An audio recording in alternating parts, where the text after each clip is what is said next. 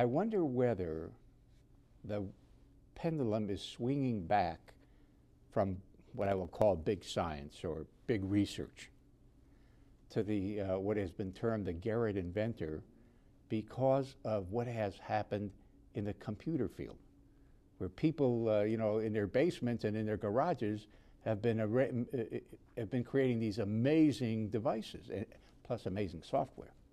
Yeah. So is that causing a kind of intellectual swing back, in your opinion? To a certain extent, yes, I think so. It does, though, depend on the domain. So it's easier to do that kind of thing if you're in a field like software, where the capital costs that you need are not so huge.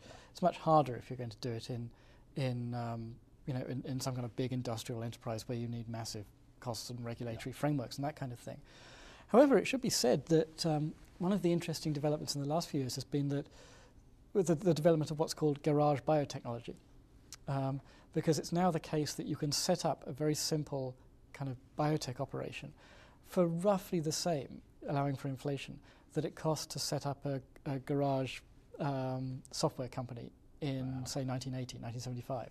So at the time when the home computer was developed, it was about the same kind of ballpark cost, which is a very interesting issue. And there are now places in the US and Australia and Europe where garage biotechnology is really taking off. And what's interesting about it is that it often it forms into communities that are rather like the early hobby computer communities, with virtues of sharing. They want to be open with each other. They think of themselves as kind of entrepreneurial, but not commercial, not intellectual property related, exploring communities. Right. It always fascinates me that after the Garrett Inventor, and we got the Manhattan Project type of idea, all of a sudden there's a swing back, at least in part. And as they say, who would have thunk it? Because we all came to believe that you had to have a huge research facility.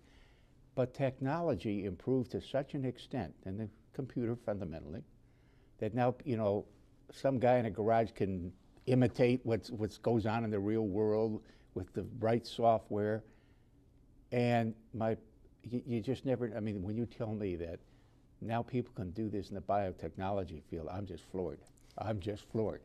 But it shows that this happened, by the way, in my own field of law, because for a while people were saying the world belongs to the big firms. This is back in the 60s and the 70s, because only they have the facilities and money to do all this research and get all this information. Then you get computers and bang, some guy presses a button and he's got it in his garage, got the same stuff. So it's really kind of curious as to the way the world has swung back because of technological advancement. This excerpt is brought to you by the Massachusetts School of Law, the leader of reform in legal education and a leader in multimedia education for the public. To view the full interview and for a full listing of MSL's programs, log on to mslaw.edu.